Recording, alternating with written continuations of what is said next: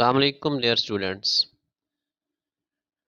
An easy approach to English grammar. تو آج ہمارا جو لیسن ہے وہ سبجیکٹ اور ورب کے حوالے سے ہے، جس پہ ہم آج ڈسکس کریں گے کہ سبجیکٹ کیا ہوتا ہے اور ورب کیا ہوتا ہے اور ان دونوں کا آپس میں کیا تعلق ہے۔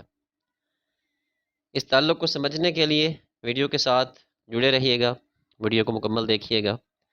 تو سٹارٹ کرتے ہیں جی، بہت ہی آسان، finding the verb and subject. تو let's get ready to learn together. تو اس سلسلے میں سب سے پہلے جو بات ہم کریں گے وہ ہے کہ being able to find the right verb and subject will help you correct errors of agreement۔ تو اگر آپ صحیح طریقے سے ورب اور سبجیکٹ کو ڈھونڈ پاتے ہیں کسی بھی فقرے میں، آپ کو پتہ ہو، تو آپ ایررز کو بڑی جلدی آسانی سے تلاش کر لیں گے۔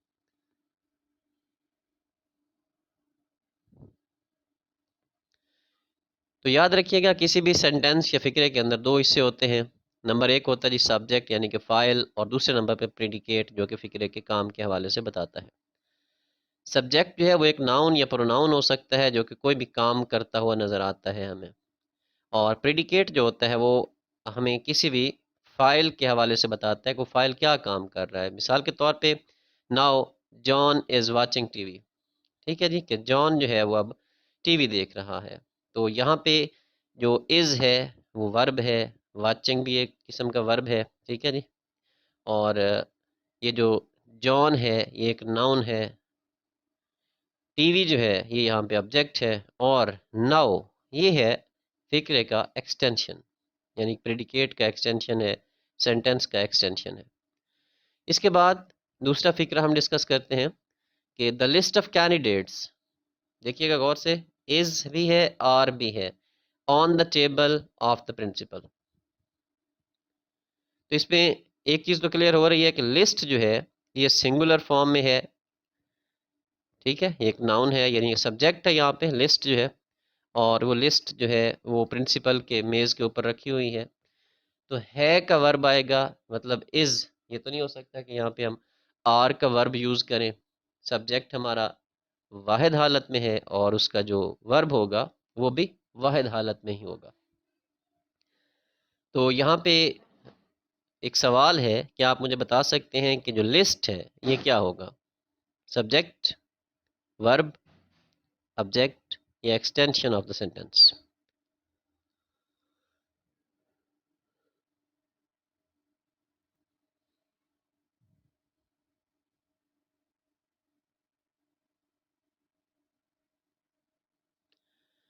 اسٹوڈینٹس، ورب جو ہے، ورب کی بات ہم کرتے ہیں کہ verb is a word that shows action اور state of being anything. کہ ورب کچھ بھی، کوئی بھی کام کو ظاہر کرتا ہے، کوئی بھی حالت کو ظاہر کرتا ہے کہ بندہ کس حالت میں کیا کر رہا ہے۔ مثال کے طور پہ ہی از اے گڈ بوائے، تو از جو ہے یہ یہاں پہ ورب ہے۔ I am running around the block, تو یہاں پر جو رننگ ہے اس کے دوڑنے کو ظاہر کر رہا ہے، اس کے کام کو ظاہر کر رہا ہے، ٹھیک ہے جی، کہ میں جو ہے وہ میں دوڑ رہا ہوں، تو میرا کام ہے، یہ میرا ورب ہے۔ رول نمبر 1 جو ہے، یعنی اصول نمبر 1 کے تحت ہم جو بات کرنے جا رہے ہیں وہ یہ ہے کہ if a verb follows to، ٹھیک ہے،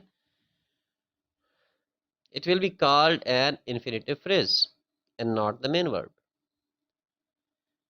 یعنی کہ اگر ورب جو ہے اس سے پہلے اگر ٹو آ جاتا ہے تو یہ انفینیٹیو فریز بنے گا، یہ اصل ورب نہیں ہوگا۔